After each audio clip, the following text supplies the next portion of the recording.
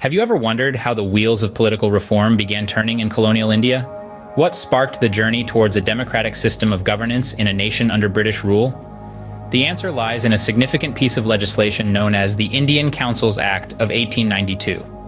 In the late 19th century, a wave of nationalism was sweeping across India, giving rise to the formation of the Indian National Congress, or INC, in 1885. The INC, with its burgeoning sense of Indian identity, was not content to sit idly by while their nation was governed by foreign powers. They had demands for a fairer, more representative system of governance. They sought reforms in the legislative councils, advocating for the principle of election over nomination. They also pressed for the right to discuss financial matters, a privilege that was previously denied to them. These demands were not just for the sake of argument. They were a call for change, a call for a new way of governance that would put the power in the hands of the people. Fast forward to 1892, and the British Parliament enacted the Indian Councils Act.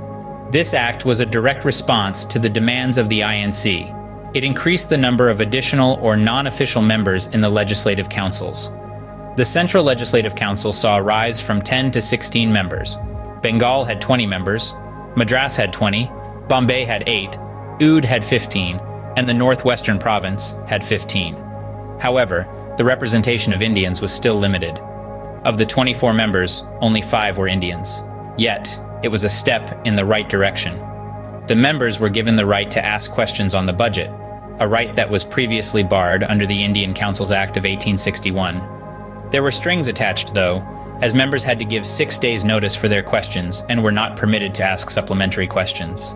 The Indian Councils Act of 1892 was more than just an addition to the statute books. It was a symbol of change, a beacon of hope for a nation yearning for self-governance. It increased the size of the legislative councils and granted members the right to question the budget. It marked the first step towards a representative form of government in modern India.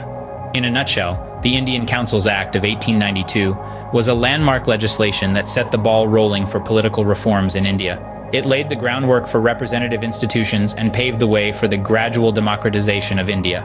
It was the spark that ignited the flame of political change, a flame that would eventually lead to India's independence and the establishment of a democratic republic. An act that started as a response to demands ended up being the cornerstone of a new era in Indian history.